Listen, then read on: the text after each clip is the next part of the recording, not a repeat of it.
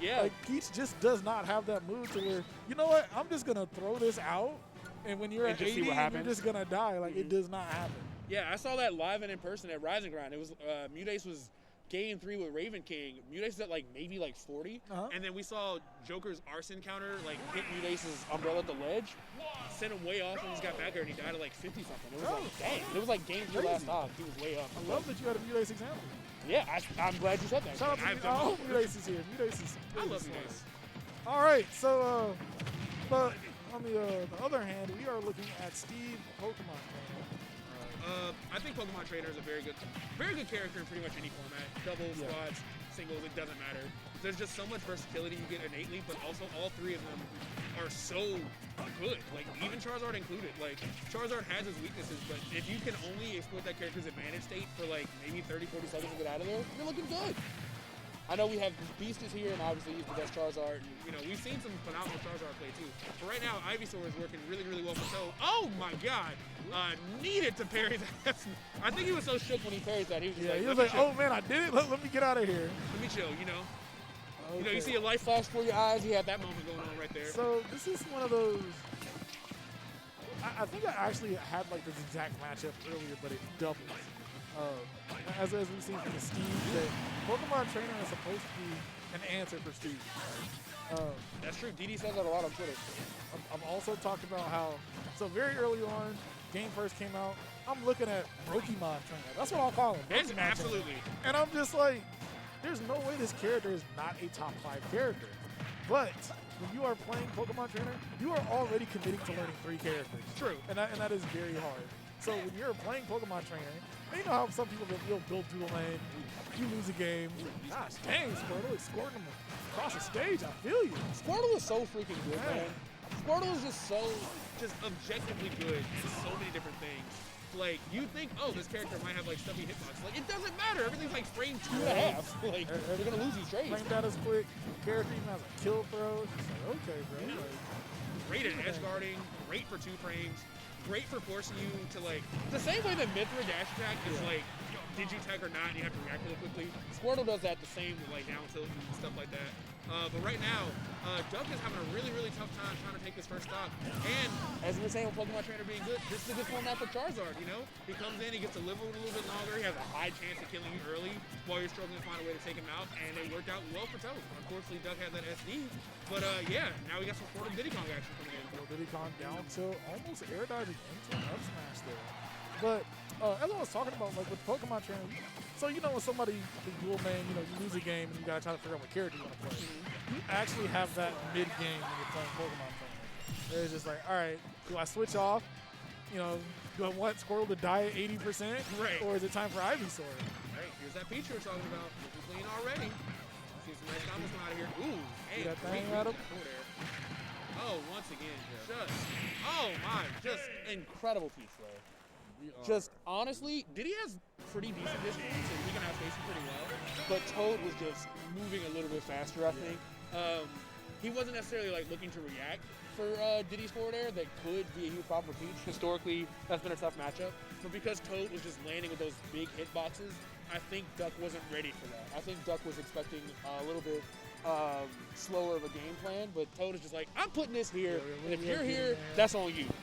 I'm swinging my arms. If you walk into it, that's your fault. It's like Peach is one of those characters, like you have to take that opportunity. You sit there, you see that on the ledge, you see they're kind of off stage, knowing you're a character that's not going to get, you know, some random cataclysmic, you know, back air kill, right, you know, at mid stage at 80. You have to go to the edge of the stage and make sure they do not come back. But yeah, that game went pretty well for Toad. Pokemon Trainer put in a lot of work, and then Peach was looking obviously even scarier. So I wonder how Duck is going to respond. This is where we get into that counterpick game. All right, are they going to start Pokemon Trainer again? Most likely. That character is just very versatile and covers a lot of matchups. We see Duck go to Young Link. Young Link is one of Pokemon Trainer's worst matchups. So I would expect that they're going to pick Young Link first. I also think Young Link is really good against Peach. But Palutena is the scariest part of that. And we don't see that. We see Palutena coming in first. Honestly, good decision. Palutena is going to cover like almost every matchup in the game. Oh, yeah. So, good decision. 3, 2, Crazy how you go from one of the worst characters in the game to one of the best characters in the game. Yeah. You're talking about blow-ups, like, man. She glued up, yeah. All right, so we see a little bit of space with these back airs. Duck nearly running off the stage with no air dodge. That could have been really scary. But this definitely feels like a little bit of a slower match than we saw before. Toad definitely had like his foot on the gas at the beginning of game 1, and now they're kind of just feeling each other out a little bit. Okay, you got Banana out. Oh no. I would say Palu with Banana, things we don't need to see. Oh yeah, she's great enough. She doesn't need an item. Palu with Banana to any of her smash attacks is devastating. Because all her smash attacks are like crazy stuff. She just doesn't have a way to like confirm, but like Banana is that way. Hanging on the Banana once again. Playing in shield. Yeah. And this is a tough situation for Diddy to deal with. Like her out of shield game is already like pretty scary, but having Banana, meaning that you can't even like, hit her shield wrong without like risk of death is rough. Okay, got the pop gun coming out. Onto the shield. Okay. Yeah. Toad has a percent lead, but I like this patient play. We're not seeing him like try to run in and like force this first stock. He's kind of just chilling. Meanwhile, Duck trying to find and confirm with this Banana, just kind of throwing it around, just kind of like trying to force Toad to react to it in a way that he can get a punish. But yeah, Toad is like being really this. chill. Slowly chipping the way back in. duck190 sitting pretty cool now. You know, got Palutina sitting at 112%. Just one more interaction might take the stock. Missing with the up smash and no punish afterwards. So you just go woo. That was nearly it, but Toad held pretty far to the right, and Duck wasn't able to get over for that up smash punish that he needed, or confirm that he needed. And now he's kind of just throwing it out, trying to find a way to take the stock. He's done a great job of evening things back up damage-wise, but how is he going to seal the deal? Especially without Banana, that's rough. So the dash attack's not going to kill though. Yeah, he got off usage. Back onto the stage. Nice. There you go, slides in with the down smash. All right, we got Pokemon Trainer coming in now, right? Oh, yeah. Pokemon Trainer takes a while, because there's 3 characters I have to load in, too. Dang. So I think that is the, You think that's why it takes so long, or you just... Hmm? Is that really why? That's why, yeah. It has to load all 3 of them. So, like, it takes even longer to get that character in. All right. I mean, sounds like it makes sense. All right, we got Squirtle with the back throw. Just not enough yet. Yeah, just barely. We're almost there. Border actually tripping. That doesn't happen very often. Could have been a really big combo confirmed, but either way, Duck's trying to play it safe rather than sorry. Doesn't want to lose any kind of like reversal exchanges there. But just pressuring him, doing really well. I think Diddy's a great character against Pokemon Trainer, so there's a lot of good potential here. Just gotta play it safe. Gosh. Yeah, up smash coming through. I don't think it poked. I think he might have jumped, but either way, very good decision for Toad.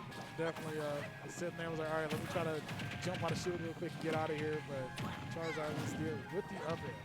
Ooh, okay, we got the roll skill coming in. Nice stuff.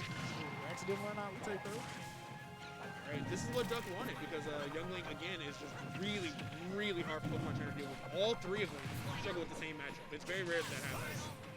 And that's crazy. Nice. Okay, forward smash from Youngling, something that you don't see happen very often. I actually saw one earlier come off the Tiger Boy, and I'm like, okay.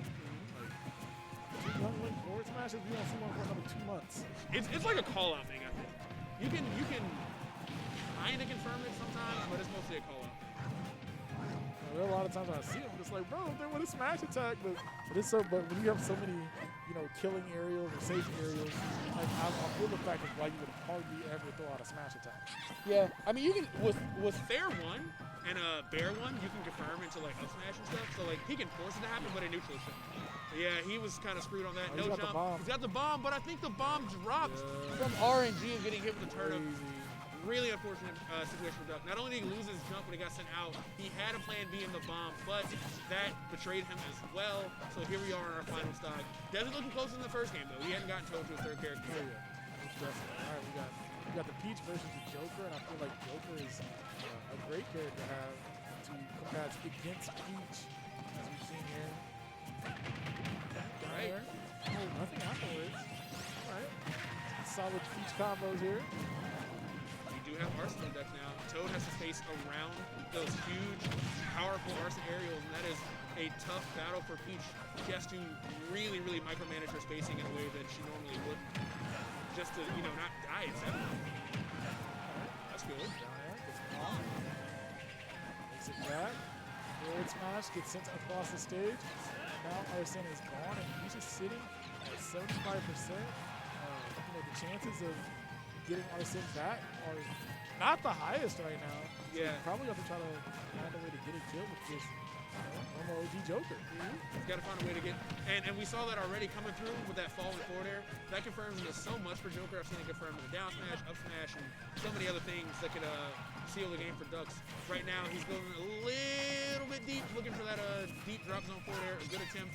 Not going to find it on the space window. And here we are in a rough situation with both characters at really high percent. Toad finding the forward air, not getting the stock just yet.